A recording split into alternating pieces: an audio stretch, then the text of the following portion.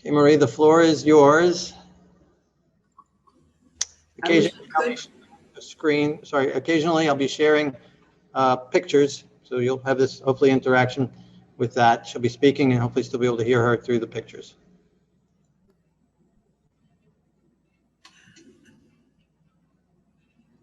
Thank you, Rabbi, for inviting me to speak at this memorable occasion, Yom HaShoah. No one would ever know what we went through as children. We are the surviving victims of the Holocaust.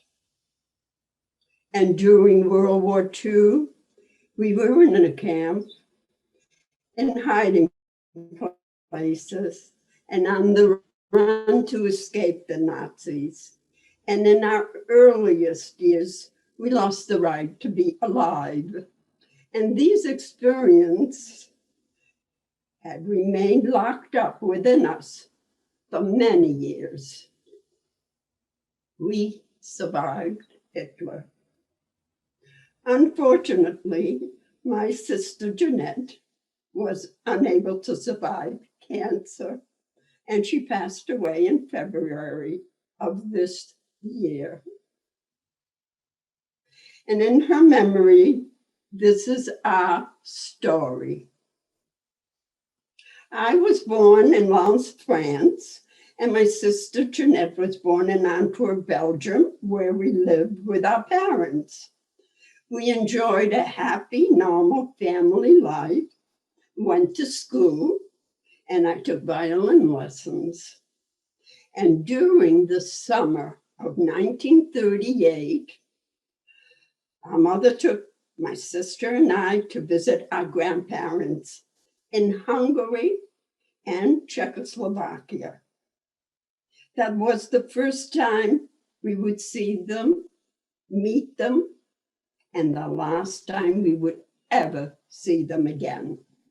My grandparents, aunts and uncles, all were executed by the Nazis. Of 9 brothers and sisters, my mother and one aunt were the only survivors. In the year 2007, I went to Poland and joined thousands of high school boys and girls on the March of the Living. We marched to the exterminating camps, Auschwitz to Birkenau, and all day the names of the exterminated were on the loudspeaker. As I approached Birkenau, Moshe Berkovic, Czechoslovakia, was on the loudspeaker. That was my grandfather. It took my breath away, as it still does right now. But now I know he is amongst one of those ash pits scattered around the premises. All our lives changed the morning of May 1940. I was 9 years old and my sister was 5.5 when bombs started falling. The Germans had invaded Antwerp, and we were amongst thousands to flee and seek refuge in France. The next 4 years were a time of fear and confusion. While bombs were falling all around us that May morning, my parents, sister, and I managed to run to the Antwerp train station with bare necessities. We were lucky to board a train heading towards France. I remember taking my prized possession, my violin. And after dropping it several times and slowing down the family's progress, my father said, Please leave it. I'll buy you a new one when we get settled. So I dropped it in the street. No, I never got another violin. The train made many stops. German soldiers were visible on the train. And in Toulouse, France, my parents decided that it was time to get off the train. Why in Toulouse? I never knew. There we were hidden in the cellar on the farm by people who put their own lives in jeopardy by helping Jews. We remained there for a short time until in August of 1940, somehow the Gestapos found our hiding place. They seized us and piled us in an open truck and transported us to a deportation camp in Perpignan, southwestern France. And the name of the camp was Ribsalt, the little hell before the big hell. Most people never heard of concentration camps in France, but they were scattered all around the country. The camp was very big and very bad. It had barrack-type housing. My mother, Sister Jeanette, and I were in one such overcrowded barrack. There were no beds. We were given a small amount of floor space, which was covered with straw. So Mother took whatever clothing she could manage to spare and covered the straw. No plumbing, no inner walls, and there was no privacy. The toilet was a bucket out in the open, in the barrack, for everyone to use. And selected women had to take her daily to a designated place. There was an outhouse way away from the barracks with cold running water where we could wash. Needless to say, conditions in the camp were wretched. Sanitation was minimal. And we had no idea where our father was taken. Each day, a German soldier gathered the children into a room. We sat on cinder blocks, and they made it appear as if they were teaching us. But I don't recollect learning any lessons. Perhaps it was merely for show and keeping us quiet in the room. We were not allowed to play outside because they couldn't keep track of us. Hunger was a way of life, bread and soup. I remember that my mother exchanged one of her undergarments for a crust of bread so that Jeanette and I could have a little bit more nourishment. To this day, I do not throw bread out. We remained in the camp for several months, and news from the outside trickled into the camp through the underground network.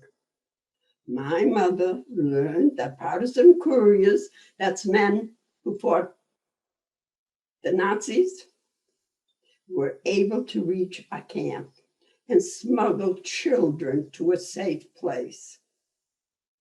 So late one night, when everyone was asleep and everything was quiet, Mother took us out of our barrack and went to the place where the barbed wire did not meet the ground to specifications. And as instructed by the resistant men, she crawled under first, and then she pulled Jeanette and I out. And she took us in her hands, and we started running, tripping, scraping our knees, but we were out of the camp. Little side story. Mr. Walter Lobenberg, the founder of a Holocaust museum in St. Petersburg, Florida, has documents stating that his cousin, Maurice, had been in the French resistance, and during World War II, he organized the escape network for Jewish children of Rizal and Gurs. Maurice did not survive. He was caught and shot. Now I live and able to tell my journey because of Maurice Lobenberg's heroic deeds. And can you imagine the irony that I am able to speak from the Holocaust Museum? Unbelievable. Continuing, after we escaped from the camp, we walked through fields toward a train station my mother was instructed to reach. She handed us over to a courier. We didn't know him, and we did not know where we were going. We were terrified and bewildered. May 1941, this man who worked for the French resistance took us to an established hiding place for Czech children called Les Carprenets in Vence, in the mountains region in southern France. We arrived malnourished and sick, and these wonderful people nursed us and dried our tears. Meanwhile, Mother, not knowing where my sister and I had been taken, had to get back to the camp. And she managed to find out where my father was located. How? I don't know. But miraculously, they found each other and both managed to flee to Nice. The odds of surviving such an attempt was nearly non-existent. Theirs was a fortunate exception. I can only surmise that their desperation to see my sister and I, perhaps for the last time, was so strong. That was my mother. She was strong and determined. And through the underground network, the two of them went into hiding in a private, safe home in Nice, not far from Vence, where Jeanette and I were hiding. Life in Vence was as normal as could be under the circumstances. We attended classes and learned French, taught by French lay people who were sympathetic to our needs. Don't forget, all this time, I had no schooling. Jeanette and I had no schooling whatsoever. I learned how to swim and was quite an accomplished swimmer. Our parents wrote to us, sending notes by underground messengers. And after several months had gone by, our parents took a chance and ventured from Nice to Vence. Oh, always with the underground people. They couldn't go any place without them. They arrived safely and undetected. I, hardly recognized my father. He was a living skeleton. And shortly after our reunion, our father died in the arms of my mother and my sister and I beside him. He died as a result of the severe treatments and conditions experienced in the camp, and much against her orthodox religious background and beliefs. Mother buried our father in a Gentile cemetery in Vence. And because my father escaped from Rivesal and was due to be transported to an extermination camp, he was being pursued by the Vichy police. Joseph Fischer, a French resistant, knew who to trust to furnish false papers. And so my father was buried under the name of Bizek, religion Protestant. Mother did what she thought was the best to protect our hiding place from being detected. And after the war, my mother moved our father's remains to a Jewish cemetery in Metz, France, where her only surviving sister lived and had burial grounds. Yes, my husband and I had taken a trip through France, especially to visit my father's grave. As the war progressed, Vence no longer was a safe hiding place. And once again, we were on the move. Secretly, not only mother and sister and I, but all the children in Vence's hiding place. The underground continuing their work to save Jews from the Nazis, located a chateau several hours north of Vence in a small town, also in mountainous region, called Saint-Agnan, près de Crac, Creuse. The chateau owners relinquished their home for the purpose of making it a safe haven for the few Jewish children and the adults who would take care of them. We quietly left Vence by train in small groups, and always being cautioned to be on our best behavior.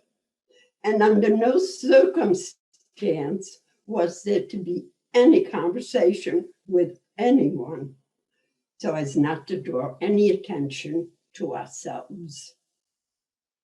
When we arrived to our new hiding place, we had hoped that would be the last trip towards freedom, but it was not to be. In August of 1943, Mother was informed that in a nearby town, the Germans were rounding up the Jews, and their mission was, to send them to extermination camps. Again, Mother was faced with the agony of having to send us away.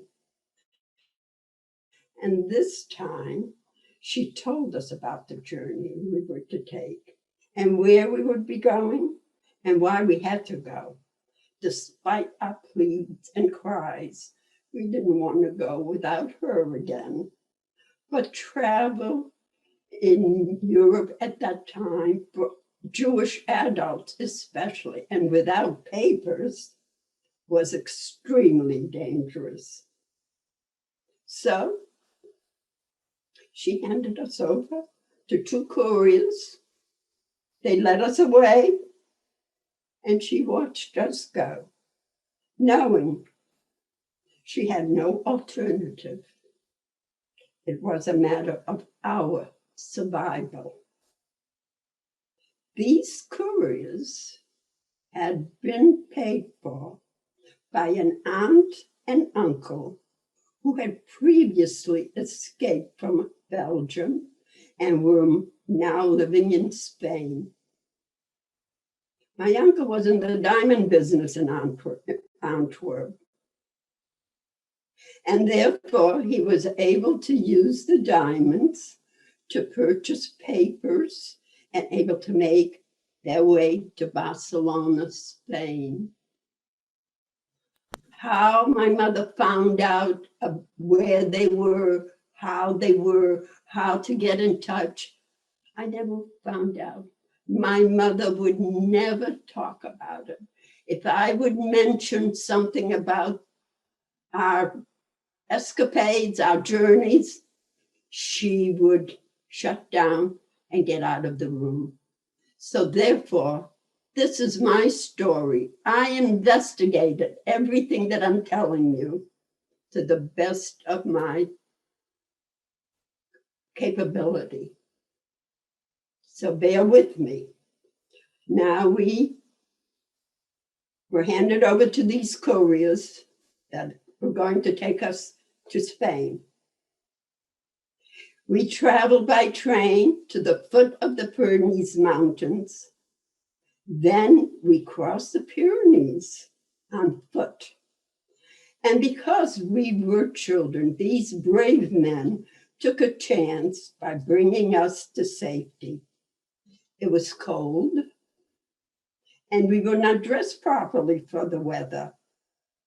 And we were so afraid.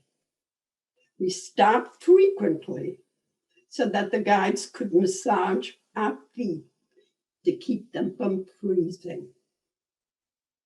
Jeanette's mouth was taped shut because she kept on crying.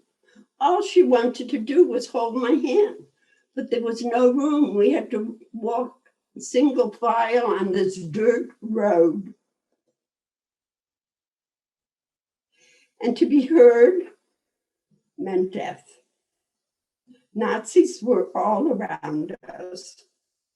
We could hear the gunshots, and the slightest noise would attract them to us. And if we were caught, we would be the victims of those guns. I remember when I left the chateau, a friend of mine gave me a little piece of paper, scrap paper actually, with Hebrew lettering on there. It was the Shema. So I rolled it up and put it in my hem of my coat. But at this point, unbeknownst to the guides, I took it out and buried it in case we were caught. I did not want to have it on me. It seemed like we walked forever. We made one stop where we received warm food and a real glass of milk, which was such a treat, and a bed to sleep in for a few hours before continuing our journey. At the Spanish border, we boarded a train to Barcelona. And once again, we were instructed not to make any sound. The danger was great because we were traveling without papers. And once we reached our destination, we were met by our aunt and uncle. We stayed in Barcelona for about 6 months while our aunt and uncle made arrangements to obtain visas to go to Canada. They had no problems getting visas to go to Canada for themselves, but because we were not their children, we were not allowed to get visas to travel with them to Canada. And after exhausting all avenues of assistance from government agencies, we finally were granted visas from the United Committee for the Care of European Children to go to America. From Barcelona, Jeanette and I went to Lisbon, Portugal, with our aunt and uncle, where we boarded the ship to make our journey. The crossing was rough. And for 2 weeks, I stayed in my cabin. I was so sick. Needless to say, that to this day, I have not gone on a cruise. April 7th, 1944, we arrived in Philadelphia. We separated from our aunt and uncle as they continued on to Canada. And Jeanette and I were left on the dock, alone again, crying, until we were met by a member of the Committee for the Care of European Children.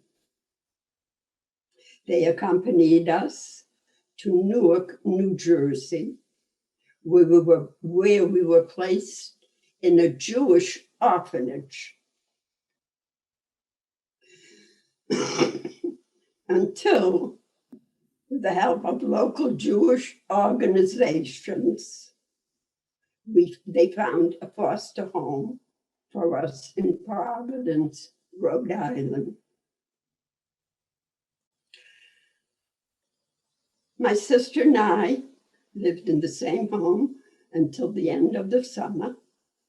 And then, for the first time in our lives, we were separated. We were each placed with different families. It was at least 1 year after our arrival in America before we had news from our mother.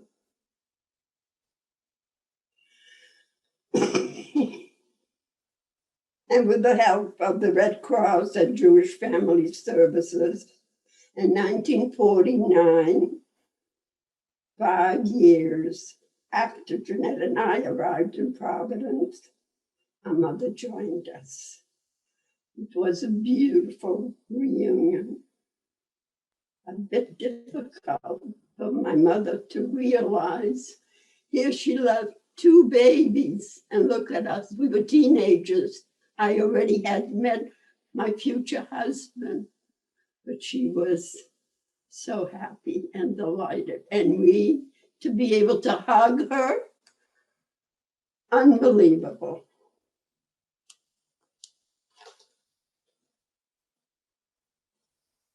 I did not know then, nor could I have known the self-denial and the bravery, the courage my mother had to save our lives.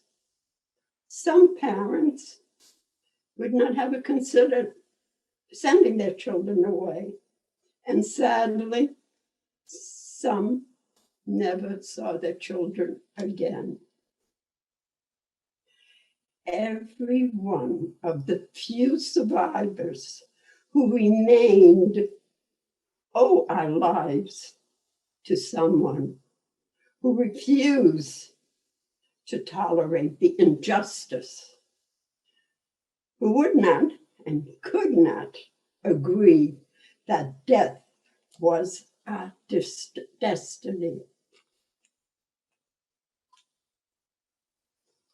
I speak to you about the evils of the Holocaust.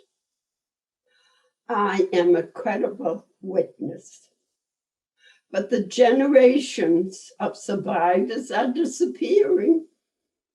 Therefore, I hope by sharing my experience to you, you will relate the story to your children, your grandchildren. Stand up to protect the memory of the Holocaust. The memory must be kept alive. And to those who deny that the Holocaust ever existed, I, who survived such horrors, speak convincingly, not only to share the effects of my experience, but also to celebrate my existence and to be able to speak with you tonight. But I'm not through. I want to tell you the rest of my story. Once I got to Providence, Rhode Island, they took me to enter school, and they didn't know what to do with me. So somebody says, put her in the French class, at least you learn a little English. That's what they did. And during the summer, with many friends around me, I learned how to speak quite well. Then I graduated high school with the help of the many teachers in my school, especially the librarian. I graduated with honors from high school. I went to Bryan College, met my husband, and we were married for 50 years before he passed away. We have 3 children, 2 boys and a girl, and 3 grandchildren, 2 boys and a girl, boy and a girl twins. And in fact, my granddaughter called me just before I clicked in. She says, Bubby, good luck. That's my children. That's the rest of my story. Here I am in Florida.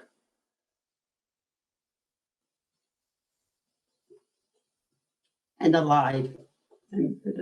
I think I'm still alive. Amen. Thank you very much, Marie. That was wonderful. And I know it's not easy to share that story over and over again. You relive it all the time, and the memories of your grandparents and other family members, and of your father. Yeah. And that's very difficult. And the years that you were separated and never got back. I mean, you don't get those teenage years back with your mother and you were separated from your sister. So it's very difficult, and it's a tragedy. But I'm very thankful that you have the courage and have been willing to share your story, this story, with us. And we do hope to be able to share it with others. We do hope to be able to have it. We've been trying to record it. We hope it's working. And we'll share it on ShalomonFellowship.com. Very well done. Also, I want to say that when we moved to Florida, my mother came with us. She lived here with us in Florida, and she's buried right here in Largo, right besides my husband. That's nice. That's very nice. But Mother had just telling you what effect this has had on her. She was thrilled with the grandchildren, that she was able to see grandchildren, but she was sad, always sad. Why did I survive? And my family, my brothers and sisters did not. Yes, and we always told her, look what you got, because you survived. That's right. Yes, survivor's guilt is a very hard guilt to cope with. Guilt.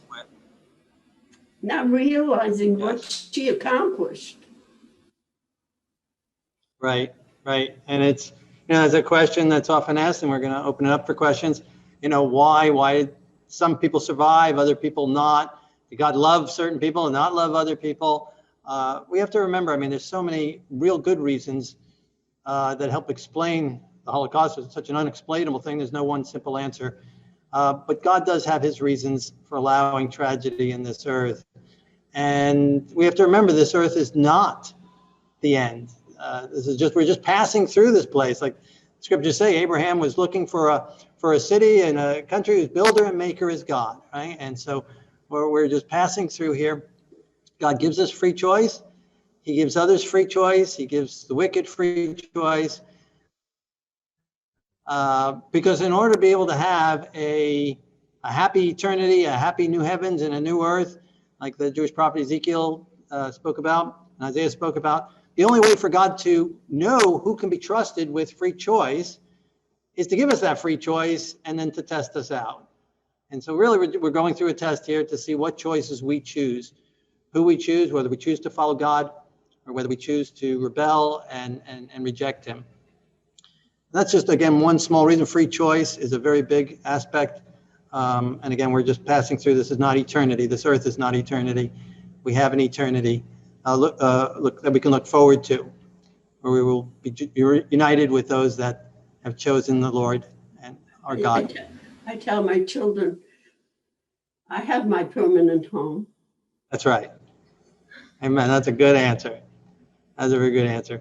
So for questions, whether here live or in St. Pete, they're directing, and also for live stream, if you want to chat something in, feel free to ask a question, or there's a way on the chat to be able to raise your hand and we can call on you and you can ask your question from your home or wherever you're at. We can let that be done too. I do have a question. Marie, did your mother ever share the story publicly like you have done tonight? Never. Never. That's why I've gone to historians seriously in France to find out where I was, what transpired. There's a memorial on the premises of one of the hiding places with my father's name on it. Wow. And that was powerful in the story where you mentioned going back to one of the extermination camps, and while you happened to be there, they're announcing the names continuously, thousands and thousands of names, and while you were able to listen, when not talking to someone else or busy doing something, you heard your grandfather's name, that he is not forgotten, that we have remembered him, his name is recorded, his name is repeated over and over again, so we should not forget, we haven't forgotten. Of course. Your side comes along, they'll remember. Not only your side, they'll remember. My children are named after them. That's right. That's right. That's right. Yeah.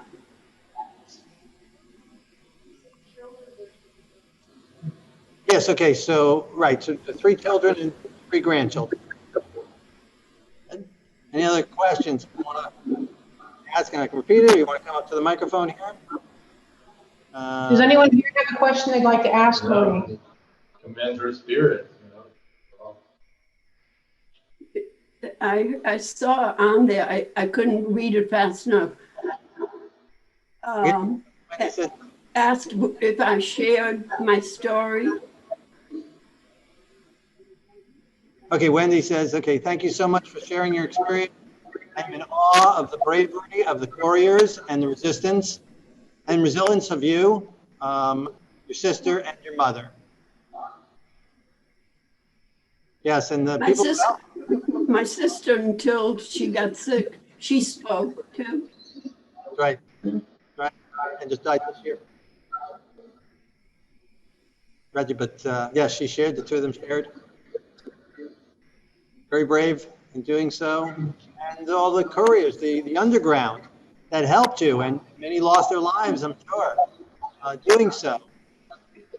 That took courage and valiant effort. And you're being interrupted. okay. Could you repeat what you just said? Sure, I said we also honor those who in the underground who helped you, and no doubt many of them. Oh my gosh, all the upstanders. Yes. Not the bystanders, you know? That's right, that's right, that's a good term. That's right, they stood up, the upstanders. Why did you think so many in Europe think it was real? My grandparents escaped. Couldn't understand that. Let me read this question from Sherry. Why do you think so many Jews in Europe didn't think Hitler was real? So talking about before the war. And I want to ask, so what year was it when you left Spain? 44. 44, okay. Yeah, because I came here in 44 when I left Spain. So you were there still. Spain to Portugal and here, 44. Wow. Okay, so yes, so this question, so why didn't some Jews, so many Jews, not realize the risk and not act on it, didn't think Hitler was real? My grandparents escaped with my father. So Sherry's a survivor as well, because of her parents surviving. Escaped with my father, and yet their own siblings didn't leave, and thus, of course, perished.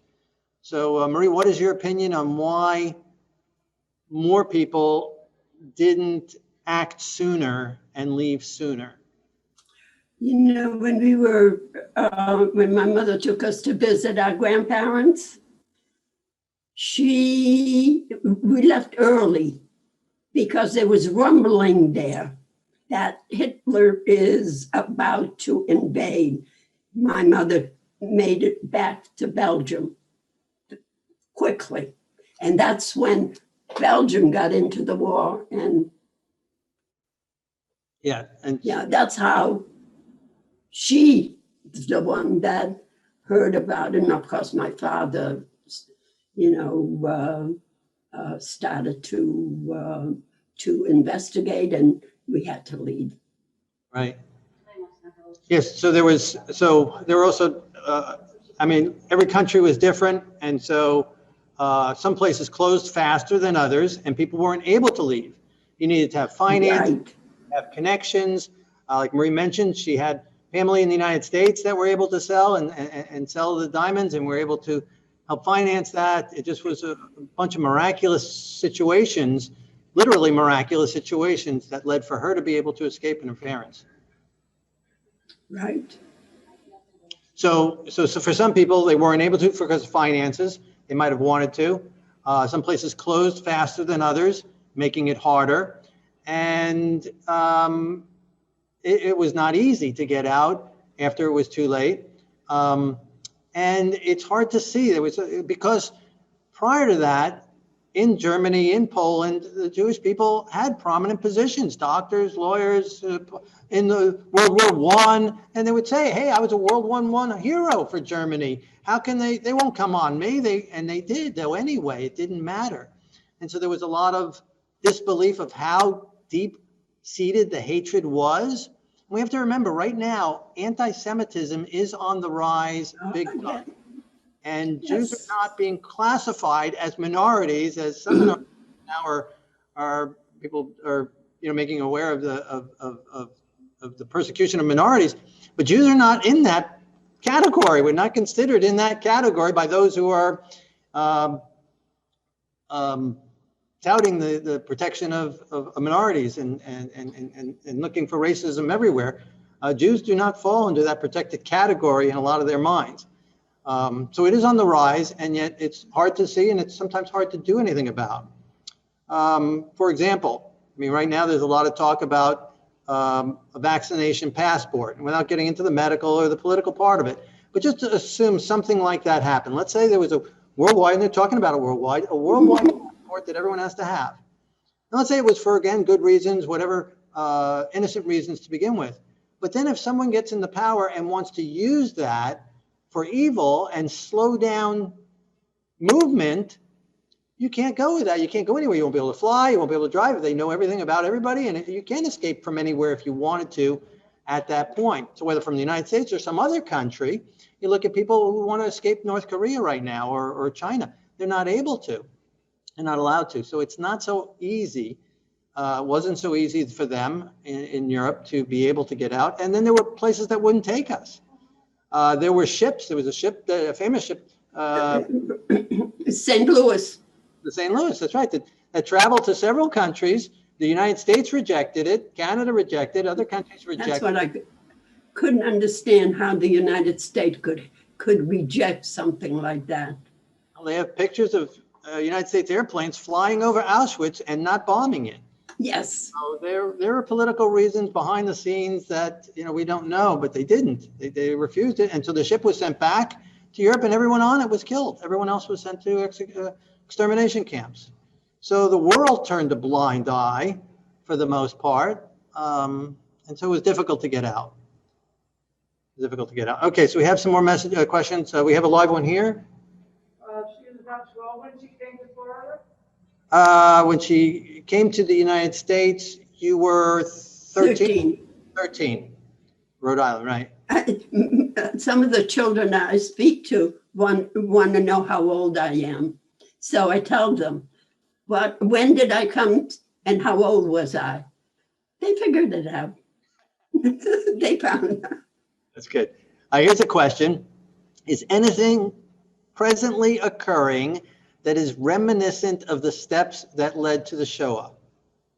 Too young to know. Okay. I was too young to know.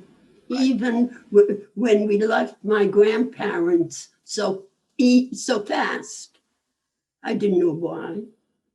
Dad needs us. Okay, right. All right. Yeah, so there are lots of things that are losing of the free, lots of countries in the world, again, looking worldwide, that don't have the free press. Here in the United States, there's less and less freedom of speech. There is more and more of censorship going on. And that's reminiscent of what happened in Nazi Germany in the beginning, again, before. And so we can't say, well, this is, you got to be very careful saying, well, this is Nazis, this is Hitler all over again for anything. But there are some things that were done. It doesn't mean that this is where it's going now. But those were some of the things they did. So there was, shutting down of the free presses. People who did try to have free press, they were arrested and executed as well. Mm-hmm.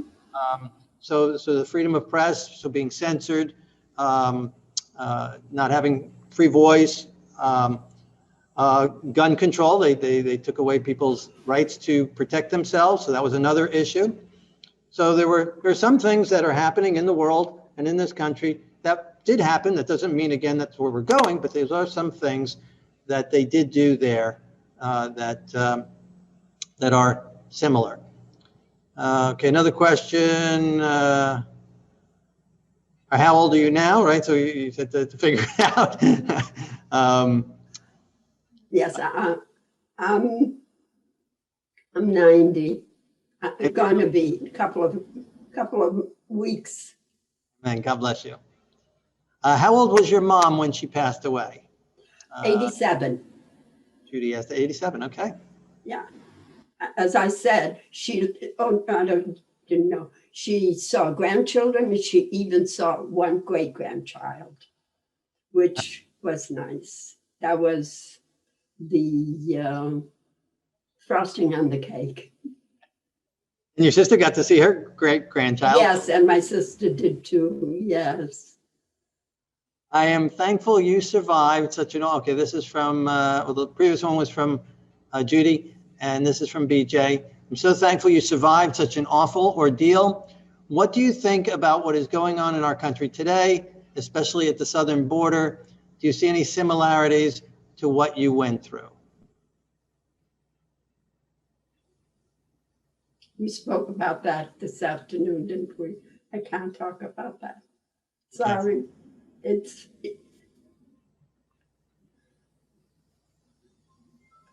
I'll leave it up to you to answer that one.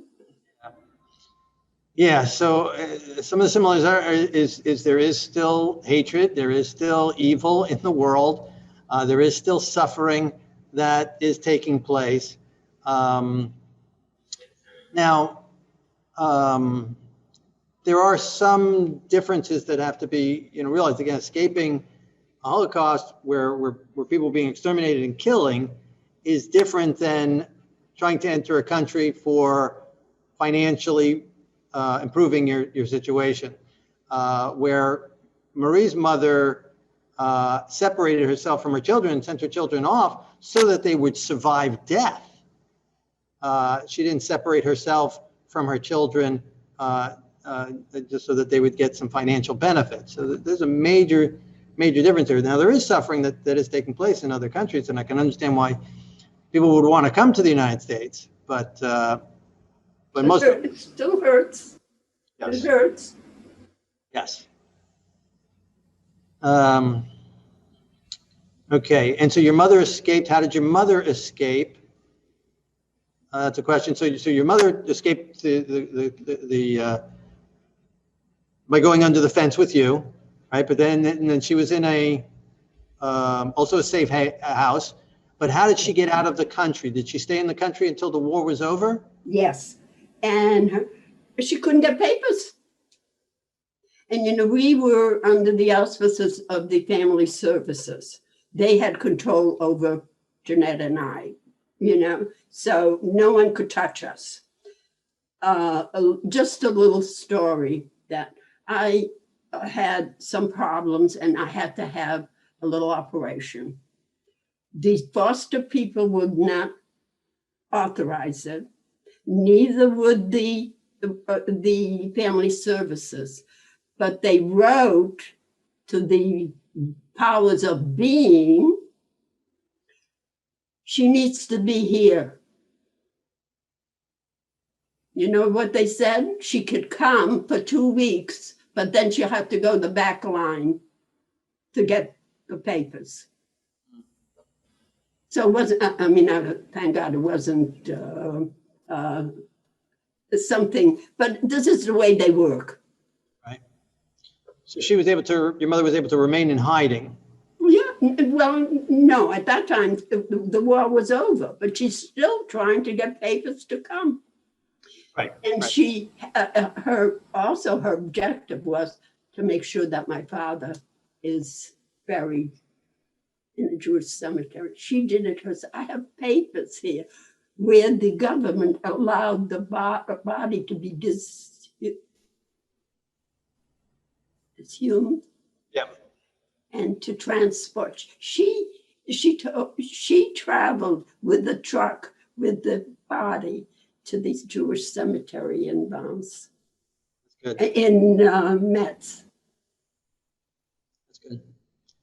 And I guess another similarity to some of the things that have been happening recently in the news is things like what's happened in Seattle and in Portland, where you have armed insurgents taking over cities and the government not stopping it. So there in Germany, they had the brown coats basically, working on their own, but with the permission of the government. And so you had those different factions coming in. So there are different things. It's a horrible time we're living in. And I guess another thing is the hatred, right? There's hatred. You had Hitler writing Mein Kampf. We have his story, his struggle, I think, and now it's being published again and read again and sent out again. There's a lot of lies. There were lies then. There's a lot of anti-Semitic lies still said today. A common lie back then. It's still going way back to the Dark Ages. The Jews made matzah out of the blood of Christian children. I mean, such a ridiculous lie. I mean, Jews don't eat blood of anything, let alone a human blood, an unclean animal. They don't even eat the blood of a clean animal. So such a stupid, ridiculous thing. And all you gotta do is look at a matzah and take it apart and see it. It doesn't have any blood. It's not red, It's such a stupid lie, but it was believed, and whole villages back in the Dark Ages were like that. Well, that's still being said. Some things like that are being said. Holocaust denial. Yes, Michael, you have a question. Was there a lot of war playing destroying synagogues? Yes. Okay, right. So vandalism and disrespect of religious institutions. Yes. So that was taking place prior to the Holocaust. And we're seeing that again. There is vandalism. There is attacks. In Pennsylvania, there was a kind of murder, back a couple of years ago now. But still, yes, there is vandalism. And again, during that the riots of last year, in I think it was L.A., Southern California, 13 different Jewish religious institutions were vandalized, including synagogue, daycare, school, various different ones, and hardly made it into the news. I think there's a church in Canada, that they wrapped it up, nobody could go in. Yes, okay, They told them to get out. right. Just this week, a church in Canada was totally closed down. They put a fence around it. Yeah. You can't be here because you allowed too many people to hear about God. Right. So those are some things, again, whether or not this, it's going or not, but those are some similarities. So we can't say that was the Nazis, that was the Hitlers all over again until it's too late, until it's over, right? And we can look back. But yeah, those are some various different things. Another. As a child, did you feel God was protecting us? Okay, this is a question for you, Marie. When you were a child and going through this, did you feel that God was protecting you? I don't know whether specifically I felt God, but I felt my Judaism is right here with me, and hope. And as a child, this is the way I thought of it. Of course, today I have different thoughts, but as a child, that's what made me go on. And I never denied being a Jew. Never. Right. So kept the faith in Judaism and kept hope alive, hope that you're going to make it through it. And that is a key characteristic that's said over and over again among survivors. Various different things, a sense of humor, hope, determination, insight, for having a purpose, whether it's to save, like your mothers, your parents, to save the children, to see the children again. So having a purpose and having hope. Yep. Okay, Michael? I was just wondering if you ever experienced any of German people helping them. Okay, so as far as Gentiles helping you, the resistance was Gentiles, right? Oh, yes, majority were. Yes. Well, some weren't, like Lovenberg's cousin was not, but the religion didn't enter in it. This is what they had to do. Right, but I guess the question was there were non-Jews that were helping. Yes. Okay, well, she wasn't in Germany, so she was in France, for most of it in Spain. So he was asking if Germans, but you were, the only Germans that were entering into France were the Nazi soldiers, right? Pardon? The question here was, did any Germans help you? No. But where you were out, there weren't Germans except the Nazi soldiers. No, right? because we were protected by the underground. Okay, good. Okay, all right, here's a question from Donald. Before that, I'll come back to that. Do you feel you are in a position, and I warned you this is going to come up, do you feel you are in a position to forgive those who hurt your family, or do you leave it to God? I am in the position to forgive, but I will never forget. I told you that this afternoon. That's right. That's a very good answer. Right? And we have a misconception of forgiveness today. Not biblical, that forgive and forget. They put those two terms together, and that causes people not to want to forgive. Because how can I forget? How can they did that to me? You want me to just forget it? First of all, I can't forget it. It's emblazoned in my mind. And we shouldn't forget, because if we forget, then we can allow it to happen again to either us or to someone else. So forgiveness and forgetfulness should never be together. We should forgive. So forgiveness is not absolving the other person's guilt. That's not forgiveness.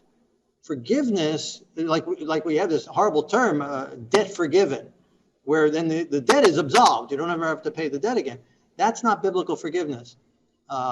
Biblical forgiveness is choosing not to allow their wrong to destroy my peace.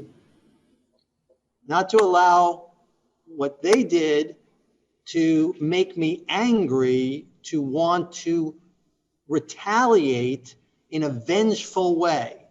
Now, it doesn't mean I shouldn't, if it was a criminal act, that I shouldn't sue them or call the police and have them tried and put in prison, right? So they could deserve a prison term, or if they owe me, to expect them to pay me back, right? So we can forgive, meaning we're not choosing the anger, and we're not wanting them to pay us back, or not wanting to do time in prison or whatever would be the appropriate punishment for their wrong is not out of hatred and malice, but out of justice, right? So true forgiveness seeks true justice. That's why the Bible says an eye for an eye. A lot of people misunderstand that. An eye for an eye is equal justice. Just one eye for one eye. But what do we normally do in our human nature? Someone takes out my eye, I take off your head, right? So it's not equal, right? It escalates. And so it's saying don't escalate it, equal justice for the crime done. So don't vengeful, don't, again, want to ruin the person, just to have equal justice for the wrong, while at the same time, not holding on to anger, bitterness, revenge, but having God's peace, right? So the forgiveness, choosing to forgive, is relinquishing us of the anger, the bitterness, the rage, but it doesn't release them of the guilt, right? So we can forgive them, but still remember what they did, teach it to others, warn others, never allow it to be happening again. Have the Nuremberg trials, even still today. Nazis are being still picked up, rounded up, and tried. Even today, prison guards and others. And so we should never forget, but we should forgive. And that's how God does. Okay, so another question. Happy early birthday, Marie. You look wonderful. This is from Sherry. Thank you so much for sharing your story. Very emotional. My father and his parents started in Vienna, lived in 4 countries, running from that monster, and ended up in Toronto, also in 1944. God bless you. That's a similar stories there. Okay. All right. When did you regain your freedom to practice your religion openly, to practice Judaism openly? When I came into Providence. Okay, so not until you reached the United States, and that. They made sure that first of all, they made sure that even the orphanage was Jewish. Then, when the foster homes had to be Jewish and kosher, you know. Right. So when you were in Spain with your aunt and uncle, still had to be in hiding, right? Yep. Well, yeah, they didn't offer any stories. Right. Okay, here's a question. When will this video be available? Hopefully as soon as we can, we'll try and make it available, and we'll post it on shalomadventure.com. You'll be able to share. But in the meantime, there are other ones from other services we had right here. Renee Hammond, Jackie Albin, Jerry Rowicki, and we have some others on there as well. We had live testimony of Otto Starr from our St. Pete congregation, and Heidi Meyer from our St. Pete congregation. Okay. You know, Renee passed away this year. Yes, I heard that. Her daughter came to Israel with us. Really? Robin came to Israel with us, and I've also been to Israel a couple of times. Wonderful. So did my mother. We made sure we sent her, you know, on a trip through Federation. She went. Very nice. Yes. Very nice. And next week's which is very interesting. So how it falls on the calendar, Holocaust Remembrance this week, and then next week, Israel's independence. And so yes. Oh, isn't it this week? This coming week. Yes, this coming week. This coming week. Oh, okay. Yep. So it's a kind of an emotional time for Israel. So they go through the Holocaust Remembrance and movies and shows all 24 hours on television, and again the siren blasting, and remember to that. Oh yeah, you talking about the siren blasting? When I was in Israel, we were at the Don, and we were having a drink, and all of a sudden everything stopped. Quiet. It was awesome. Yes, it is an awesome experience to participate in. And then they have a memorial for fallen soldiers for all the wars that have taken place in Israel. And the next day is Israel's independence. Yeah. So it's like all within 1 week or so, you have those 3 things. So it's an emotional roller coaster that takes place. And so then they celebrate And so we'll celebrate Israel's independence here, and we'll hopefully broadcast that. We'll be observing it here on Saturday at 5 o'clock. That's not the exact date when it falls on the calendar this year, but that's when we'll have our service for it. So you'll be able to zoom in on that Saturday at 5 o'clock Eastern Standard Time. And Not this Sunday, next Sunday. Saturday, next Saturday. Saturday.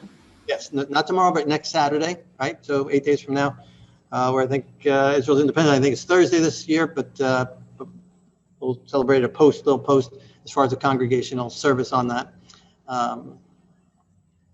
Okay, another question for you, Marie. How can we prevent another Shoah?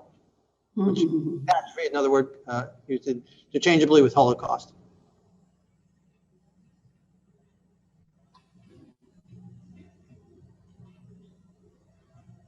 I have no words to that question, Rabbi.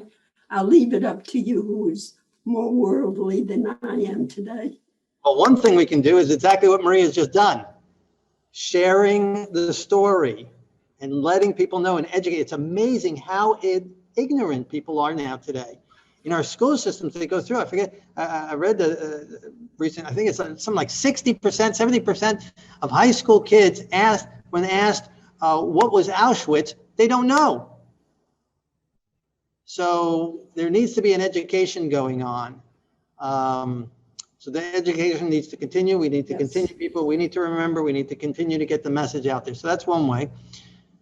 Another way is by loving, right? So having love in our hearts and not, so even if there is another Holocaust, we don't have to be on the wrong side of it, right? That'll be the key.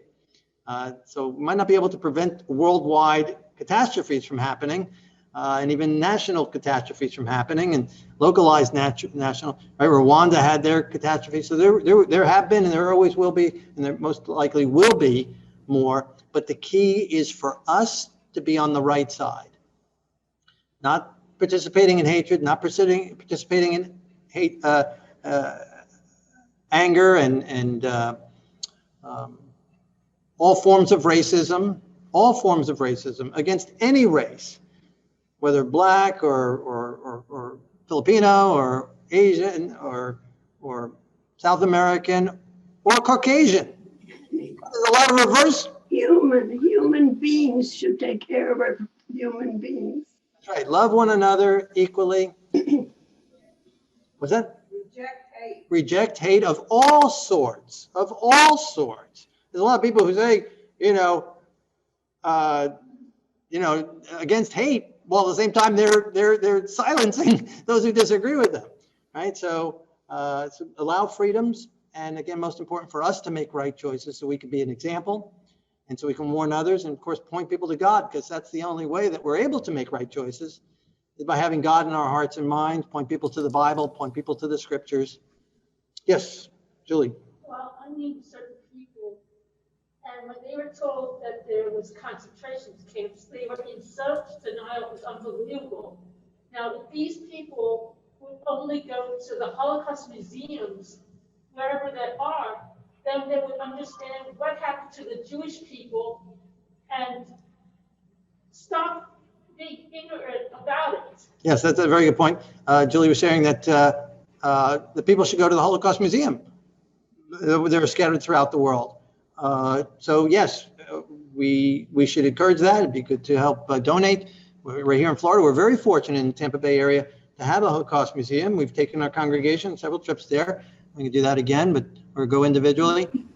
So to visit the Holocaust Museum, that helps keep it alive, educate others. Yes. Do you know teachers are taught there? They have a week of teaching the teachers pertaining to the Holocaust.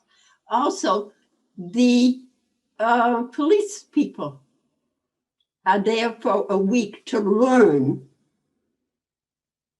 That's very good. That's very good. So Gina, I think that's fabulous. That's how hopefully we'll, get rid of all the hate. right. That's right. So, and again, every night we can get rid of as much hate as possible, but we are still on a fallen planet. And so don't focus on the hate, focus on God, and look towards the new heavens and the new earth. Yes. Julie and I went to the Holocaust Museum down in St. Pete. The new one. Yes, and I was asking them about those boxes with all different papers in it. It's all about the Holocaust. And they said to me, I said, what do you do with them? He says, we send the cases out to the schools to teach the children about the Holocaust. They don't know about it. Right, right. And they were saying here at the Holocaust Museum they visited, and they had boxes that they were sending out to schools to Yeah, educate. trunks, teaching trunks. Teaching trunks. My children gave me donated a teaching trunk in my honor. It went to Alaska. And from there, I got such a lovely note. So that's how far it went. That's great. Yeah. Oh, yeah. There's so much available.